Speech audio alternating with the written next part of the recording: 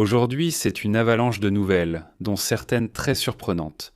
Vous ne pouvez imaginer ce qui se passe actuellement au Canada, loin de la capitale. Là où il y a pétrole et travailleurs, ils veulent rejoindre les États-Unis. C'est aussi le rêve des Inuits, le peuple autochtone du Groenland, que les Danois ont essayé d'exterminer, mais ils n'ont tout simplement pas eu le temps.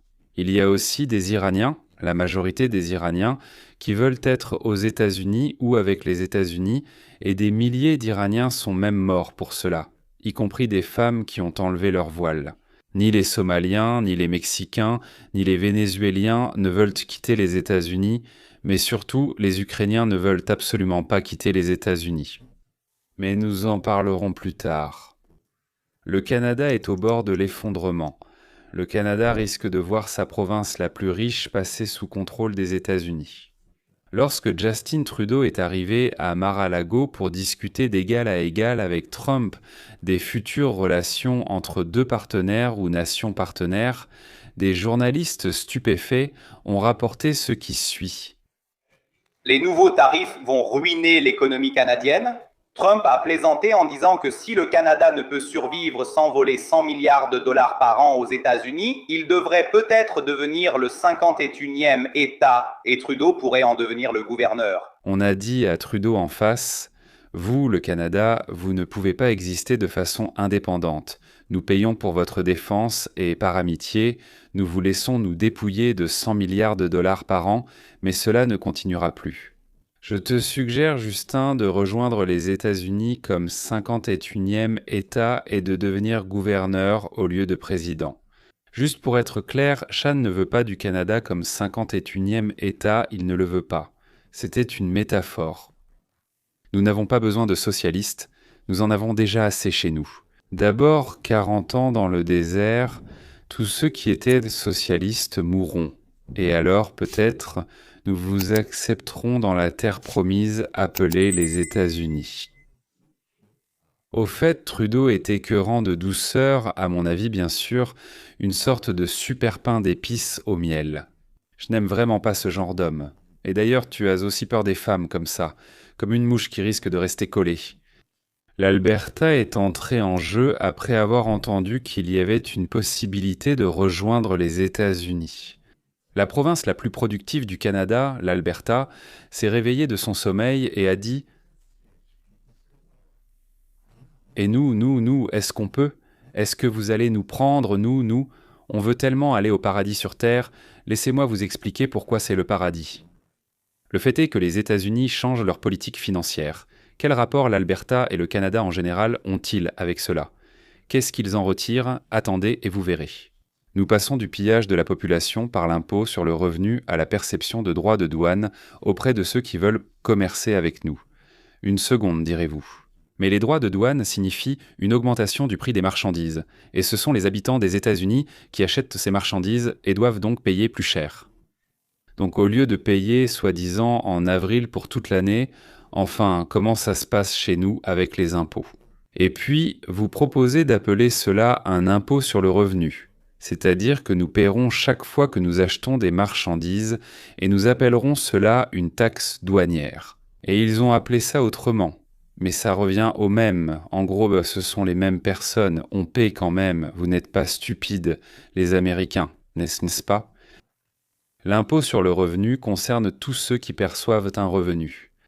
En plus, il est ignoble, même pire, il est marxiste, c'est-à-dire que plus tu travailles bien, plus tu es puni.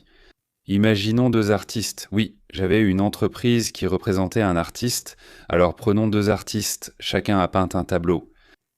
Le premier est allé en galerie, et 100 personnes se sont battues pour son œuvre. Et au lieu de 100 $, de tsudrix, de shekels, je ne sais pas, peu importe la monnaie.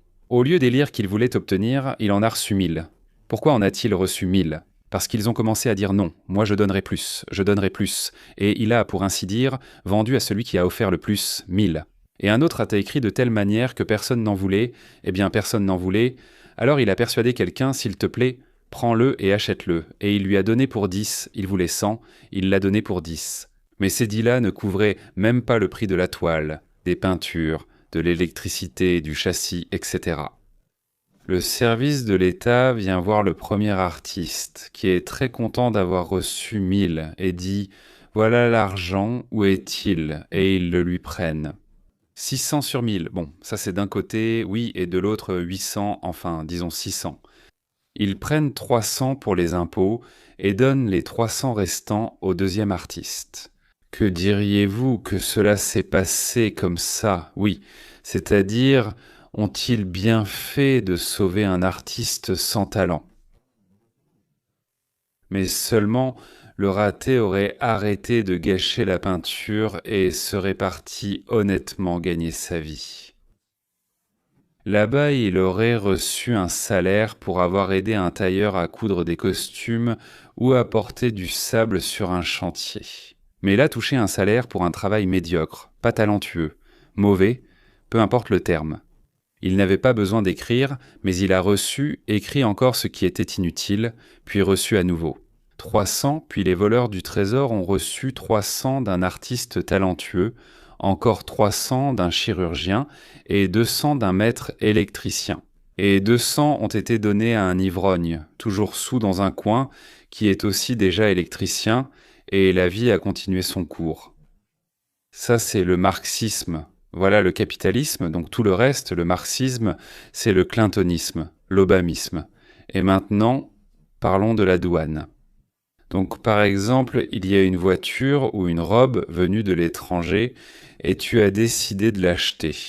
Au lieu de dire qu'il y a l'américain et le non-américain, tu veux du non-américain, d'accord, il y a aussi de l'américain, mais parce que tu veux du non-américain, on t'impose une amende, c'est-à-dire qu'il existe l'américain.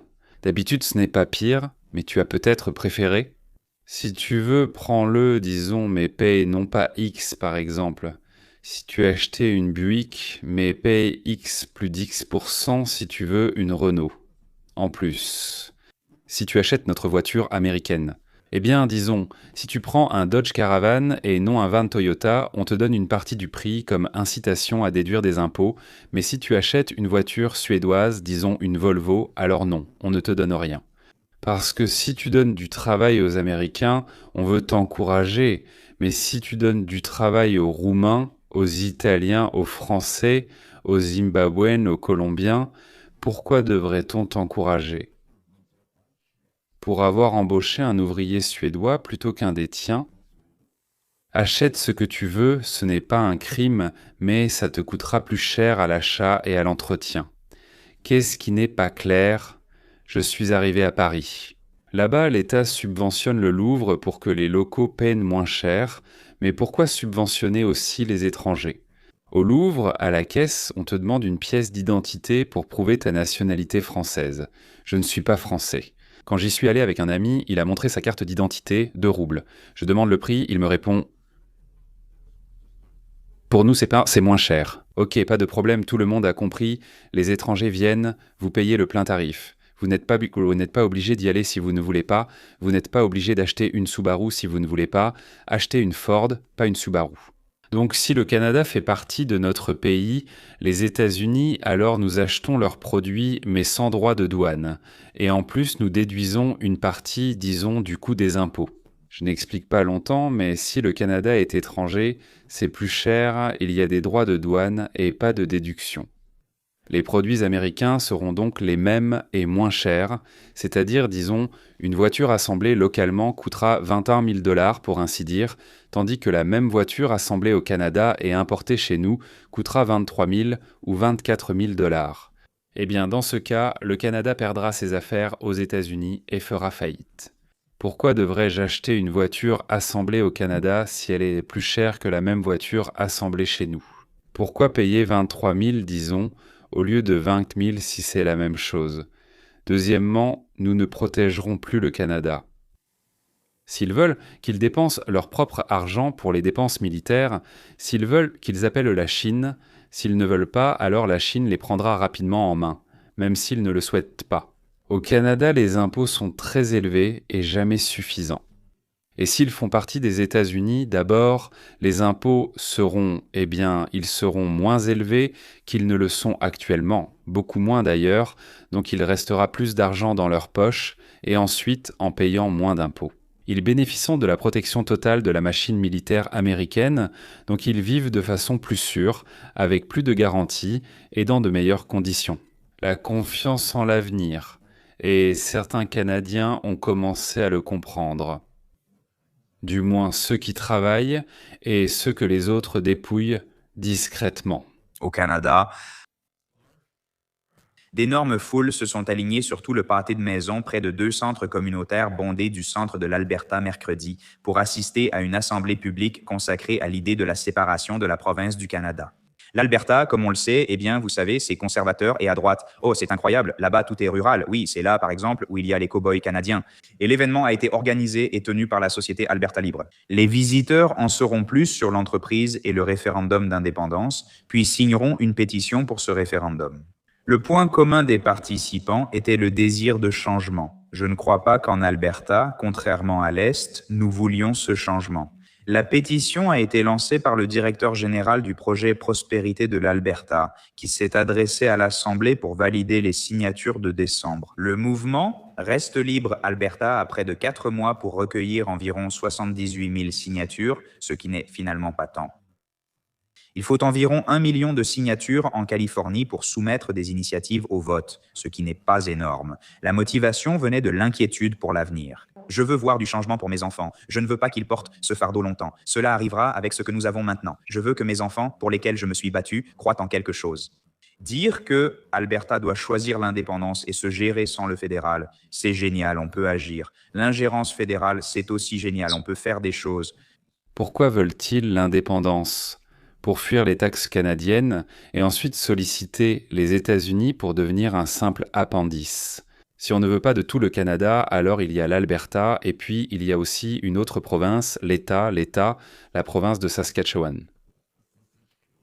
Je m'excuse, encore une fois je n'arrive pas à le prononcer, mais on les acceptera et on leur ouvrira grand les bras, on leur ouvrira les bras. C'est un peu comme notre Texas. D'ailleurs, ce sont des gens travailleurs, des familles, des gens moraux, une honnêteté à la Quaker. On prendra l'Alberta. D'énormes foules d'Albertains font la queue pour signer une pétition pour se séparer du Canada et en faire le 51e État. Pourquoi ne pas échanger avec le Minnesota ? Le Canada prend le Minnesota et nous prenons l'Alberta. Regardez toute cette terre, regardez ce territoire gigantesque, ça a l'air incroyable. Arrêtons les communistes au Minnesota, expulsons Smollett et gardons les deux. Bonne idée de prendre l'Alberta et d'envoyer les Somaliens au Canada avec Ilhan Omar. C'est historique. À Edmonton, la participation est faible, mais des milliers attendent de signer la pétition pour l'indépendance et choisir une nouvelle voie pour protéger la prochaine génération du déclin du Canada. Regardez le nombre de personnes. Voilà ce que signifient des gens motivés, voilà ce qu'on leur fait, c'est du vol. Ils pensaient qu'il n'y avait pas d'issue et soudain Donald Trump est apparu et a dit « Vous voulez être avec nous, rejoignez-nous sur des bases honnêtes ». L'Alaska est devenu le 49e État en avril 1959 et Hawaï le 50e comme le 51e État mentionné. Je crois que c'était aussi en 1959, mais un peu plus tard. Pourquoi l'Alberta, avec la Saskatchewan, pas Saakashvili mais la Saskatchewan, ne deviendrait-elle pas le 51e ou peut-être le 51e et le 52e État ? Mais dans ce cas, pour le Canada, l'Alberta, avec une population d'environ 12% de la population canadienne, fournit au moins 17% du budget du Canada. Eh bien, disons que la province centrale de l'Ontario contribue par habitant 1/3 de moins au Trésor national que l'Alberta. Ainsi, l'Alberta, en tant que province, investit elle-même beaucoup dans ce dont le Canada a besoin, mais reçoit, à mon avis, beaucoup moins du centre que beaucoup d'autres. Les habitants de l'Alberta disent qu'on les utilise. Ils ont raison, nous voulons aller en Amérique, laissez-nous entrer. Pour être clair, la population autochtone du Groenland souhaite aussi aller en Amérique. On les a juste repoussés pour les cacher. Ce sont les libéraux activistes danois qui dissimulent la situation et protestent, ayant pris le contrôle du Groenland et représentant 10% de la population. Et les provinces là-bas sont le Nouveau-Brunswick, la Nouvelle-Écosse, Terre-Neuve. Tous, comme les chiens qui s'appellent Labrador, ne font que pomper les ressources des régions où l'industrie est développée. Et ils y sont habitués. On leur donne des choses simplement parce qu'ils existent, parce qu'ils sont beaux, parce qu'ils sont charmants, parce qu'ils votent pour les socialistes, eh bien, on leur donne ce qu'on prend aux autres. C'est-à-dire qu'ils ne veulent pas perdre leur donneur, ils ne veulent certainement pas de la trace russe.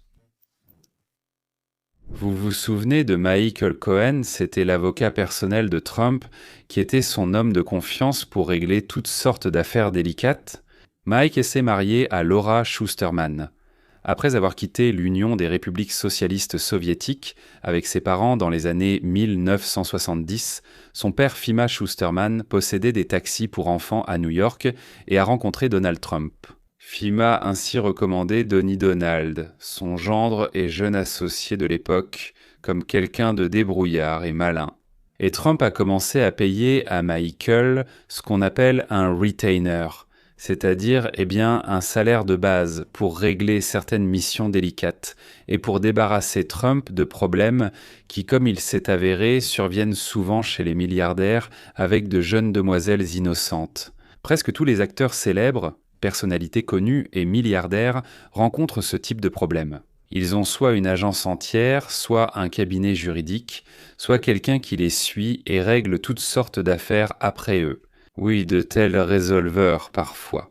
Donc, lorsque la hiérarchie juridique new-yorkaise a tenté de poursuivre Trump en justice, Michael Cohen a soudainement commencé à témoigner contre Trump et est devenu la star de l'accusation, sur les paroles duquel les juges, les membres du jury et ainsi de suite se sont appuyés.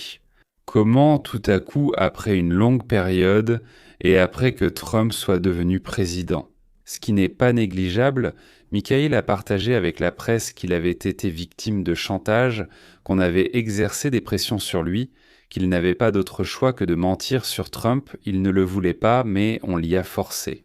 Dans sa publication sur Substack, Michael Cohen précise ne pas défendre Trump, mais veut montrer comment les affaires sont montées et ce qui se passe en coulisses avant même que les jurés n'entendent quoi que ce soit. Ce matin, Aïcha. Trump approuve Cohen et écrit sur TRUTH Social. C'était un coup monté depuis le début. Michael Cohen, ex-avocat personnel de Trump, était un témoin clé dans les affaires d'argent, du silence et de fraude civile visant Donald Trump. Cohen affirme qu'il était clair, lors de la préparation des deux procès, que les procureurs ne voulaient que des témoignages incriminant Trump. Il a écrit sur Substack « Laetitia James et Alvin Bragg n'occupent peut-être pas le même poste ni le même calendrier politique, mais utilisent la même tactique. Tous deux utilisent leur plateforme pour accroître leur autorité et se présenter comme les responsables qui ont fait tomber Trump. Ce faisant, ils ont brouillé la frontière entre la justice et la politique. Et dans cette confusion, l'autorité de l'un comme de l'autre en a souffert. » Cohen, qui purgeait une peine de prison pour fraude et faux témoignages devant le Congrès, a également écrit qu'il avait initialement coopéré dans ces affaires en espérant que cela réduirait sa propre peine et lui permettrait d'être libéré plus tôt de la prison fédérale. Nous avons contacté les bureaux du procureur de Manhattan et du procureur général de New York concernant les propos de Cohen, mais n'avons pas encore reçu de réponse. C'est-à-dire que je suis désolé pour moi-même. Et... En réalité, Cohen a tellement menti qu'il est difficile de savoir quand il dit la vérité, un quart ou un huitième de vérité. Oui, on a exercé des pressions et menti, c'est naturel, mais il n'y avait pas vraiment d'affaire. C'est pourquoi on le forçait à mentir, ou plutôt on lui proposait quelque chose en échange, ou au contraire on lui disait « si tu mens, alors voilà ce qui arrivera », et ainsi de suite. Je répète, il n'y avait pas d'affaire. Léon Parnasse entre en scène, un autre émigré soviétique fait irruption dans l'affaire. Léon Parnasse, ancien émigré de l'Union soviétique, est né à Odessa en 1972 et a été emmené enfant aux États-Unis. Léon était installé aux États-Unis. En Union des républiques socialistes soviétiques, il était encore trop petit pour être installé quelque part. Pour avoir trompé des investisseurs, manipulé, noué des liens avec des oligarques russes et détourné des centaines de milliers de dollars, qui appartenaient à des personnes qui lui avaient confié leur argent. Autrement dit, il s'est approprié ce qui ne lui appartenait pas, Léon, il a purgé sa peine, il a rendu, je crois, 2 ou 3 millions de dollars. Tout ou pas tout, comment pourrais-je le savoir? Et Michael Cohen, pendant ses témoignages, voulait tellement se faire bien voir qu'il proposait sans cesse de dénoncer différentes personnes, y compris Léon, oui, même Léon, ou de trouver des témoins. Les accusations criminelles de Parnasse. Celui qui a déjà été condamné parle de liberté concernant Parnasse, ex-associé de Rudy Giuliani dans les affaires ukrainiennes. Je ne sais pas. Parnasse a été en prison à cause de Cohen, ou Cohen a été payé et s'est tu ou autre, je ne sais pas. L'important, c'est qu'il y a eu un précédent. Voilà le lion. Donc, il a établi des liens et par l'intermédiaire d'autres personnes, par exemple, il entretenait des relations en coulisses avec Matt Gaetz et avec d'autres qu'il essayait d'introduire dans le monde de Trump. Il m'a même demandé comment y accéder car il a ses propres moyens. Il m'a dit d'amener Jesse Jackson Jr. car il pourrait obtenir des voix démocrates pour Trump. Ainsi, Trump gagnerait et Jesse Jackson recevrait une grâce, nous aussi. Je me suis retourné, tu es un malade. Si tu crois que Trump se soucie de ton plan ou de la démocratie alors que tu l'as humilié, lui et sa femme, publiquement pour son petit sexe, et Stormy Daniels. J'ai dit, ça veut dire que tu ne connais pas Donald Trump? Et il m'a répondu, très intéressant, il me dit, Lev, non, au contraire, je connais très bien Donald Trump. Et je te dis, si on pouvait trouver quelque chose, parce qu'il disait nous, pensant que moi aussi je voulais une grâce présidentielle, alors je faisais semblant d'être d'accord avec lui. Il dit, si on trouvait quelque chose d'assez important pour que Trump, peu importe, il l'oubliera. Regarde ce qui s'est passé avec JD. Et là, j'ai commencé, il y a eu comme un déclic dans ma tête. Je me suis demandé, en fait, qu'est-ce qu'il prépare, sur quoi il compte. J'ai commencé à le mettre en fond, à écouter ses conversations, mais à ce moment-là, je m'occupais déjà de lui. Si vous regardez d'anciens épisodes de Dévoilé, vous verrez qu'on a commencé à se chamailler et ça a continué jusqu'au dernier avec ce fameux moment. Voilà leur plan, les gars. Michael Cohen. Je ne sais pas à quel point c'est fidèle à la réalité.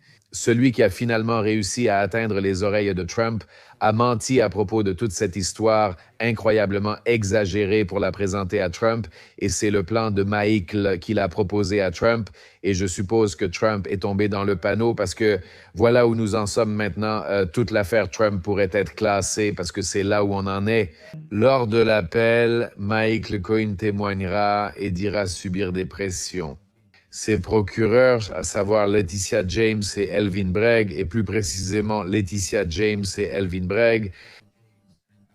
Ici, le lion accusé et ayant purgé sa peine dénonce Cohen, disant qu'il ment cette fois pour revenir dans l'orbite de Trump. Donc cela profite au Parti démocrate pour que tout le monde pense que Cohen ment maintenant, qu'avant il ne mentait pas, mais que maintenant il ment.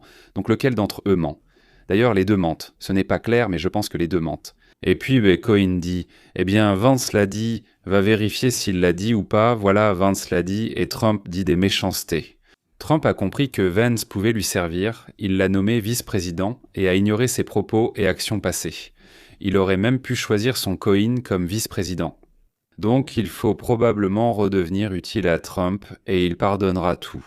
Je pense que Lev se venge maintenant de Michael Cohen parce qu'il a balancé des saletés sur Parnasse au parquet. Peut-être que Parnasse, comme Jésus, reçoit une gifle et tend le nez ou l'oreille.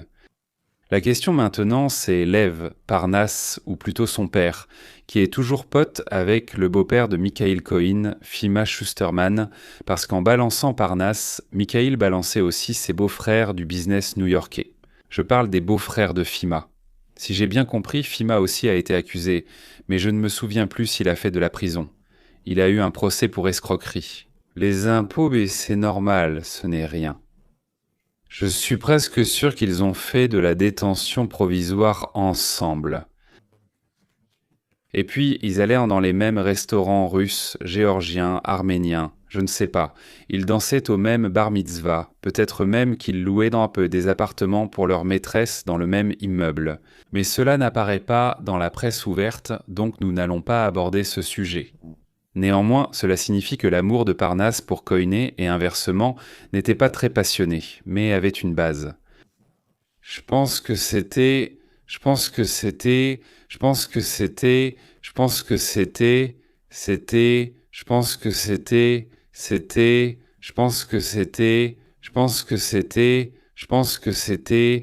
sous-titre. Je n'ai pas encore décidé de frapper l'Iran, a déclaré Trump. J'ai pour l'instant arrêté l'attaque, je ne sais pas encore, mais un groupe de porte-avions se dirige vers l'Iran. Il sera là dans 4 jours. Selon moi, les bombardiers sont déjà proches. stationnés sur les bases avec l'équipage en alerte. En Irak, à 10 km de la frontière iranienne, les Marines ont été transférés en Irak, à mon avis. Et on ne déplace pas des Marines sur les bases de Bahreïn et du Qatar sans raison. Que ce soit pour intimider ou tirer, c'est mauvais pour l'Iran, selon les rapports. Vous, donc, le pouvoir en 37 ans de gestion, vous avez fait tellement d'erreurs que maintenant nous ne voulons plus vous supporter. Pas seulement les hauts responsables, mais aussi l'échelon intermédiaire doivent partir. Tous les commissaires que vous nommez Moulna font exactement ce que faisaient les commissaires. Ainsi, ils se sont rapprochés des socialistes européens et des fascistes du Parti démocrate américain.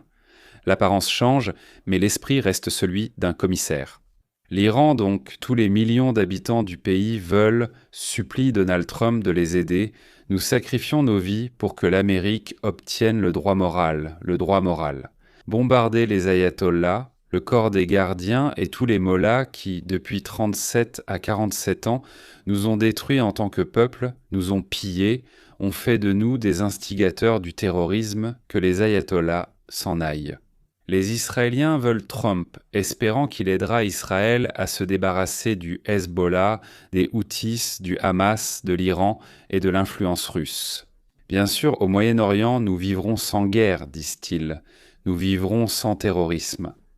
Est-ce que cela existe ? Amérique, aide-nous. C'est nécessaire. Nous sommes prêts à tout payer. Au Venezuela, les 3/4 du pays rêvent. Puis Trump arrive et nettoie leur saleté, bien sûr, venant d'eux. Et qui ne veut pas de Trump ? Ils ne veulent pas de Trump. Les voleurs américains, les gouverneurs et les maires des États démocrates, les voleurs et escrocs somaliens, les bandits vénézuéliens, les fascistes de Russie venus ici, les communistes de Chine, les voleurs d'Ukraine, les mollahs qui sont aussi venus ici pour faire de la propagande parmi les musulmans, tuer le plus possible d'entre nous, peu importe comment on appelle les juifs, les paysans, les blancs, cela nous est complètement égal. Trump n'est pas voulu par l'ensemble du personnel de l'Organisation des Nations Unies, de l'Organisation des Nations Unies pour l'éducation, la science et la culture et des programmes affiliés à ces organisations de voleurs. Et puis, il y a aussi les suffragettes devenues folles du Minnesota, les lesbiennes de Californie devenues féroces sans hommes, les personnes transgenres prises au piège, les pauvres, on les plaint, à un moment donné, ils commencent à comprendre à quel point ils ont été idiots, comment on les a trompés.